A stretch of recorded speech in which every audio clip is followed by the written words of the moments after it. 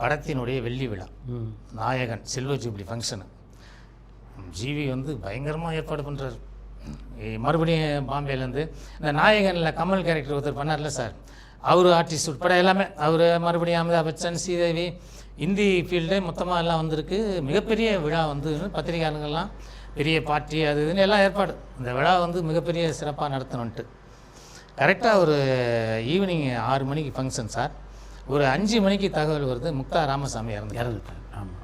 இப்போ என்னென்னா நம்ம அதாவது விழா குழுவினர்லாம் என்ன பண்ணாங்கன்னா, நம்ம வந்து ஃபங்க்ஷனை நடத்திட்டு, ஏன்னா எல்லாமே வந்துட்டாங்க, பெரிய லெவலில் ஏற்பாடு பண்ணிட்டோம், ஃபங்க்ஷனை நடத்திட்டு விழா நிறைவில் இதை அனௌன்ஸ் பண்ணி ஒரு 2 நிமிஷம் அஞ்சலி செலுத்திடலாம், மௌன அஞ்சலி செலுத்திடலாம் அப்படின்ற மாதிரி ஏற்பாடு பண்ணி கமல்கிட்ட போய் சொல்கிறாங்க. அப்போ கமல் என்ன சொல்லிட்டாருன்னா, இந்த படத்துக்கு பூஜை அன்னைக்கு முதல்ல சூடம் வாங்கிறதுக்கு காசு கொடுத்த ப்ரொடியூசர் அவர் தான். அவரு பாடியை தாண்டி வந்து நான் விருது வாங்க மாட்டேன், அதனால ஃபங்க்ஷன் கேன்சல் பண்ணேன். அது என்னன்னா, அவர் வந்து கடவுள் நம்பிக்கை இல்லாதவர், ஆனால் கடவுள் நம்பிக்கையோட மனிதாபிமானம் மேலே கமல் காட்டினார். கிரேட். ஆமாம் சார். நான் அதுக்கு பிறகு கமலை வந்து ஒரு ஸ்பெஷல் பேட்டி எடுத்தேன்.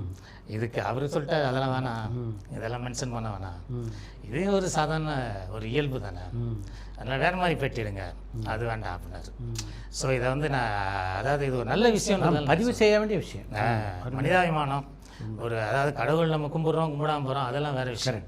மனிதாபிமானம்னு ஒன்று இருக்குல்ல, அதை வந்து கமல் வந்து, ஏன்னா அவரை தான் பாராட்ட போகிறாங்க மேடையில். புரியுது. சில்வர் ஜூப்ளி ஃபங்க்ஷனா பாராட்டு இல்லைன்னாலும் பரவாயில்லன்னு முடிவு பண்ணுறது பெரிய விஷயம். அதை கேன்சல் பண்ணார்.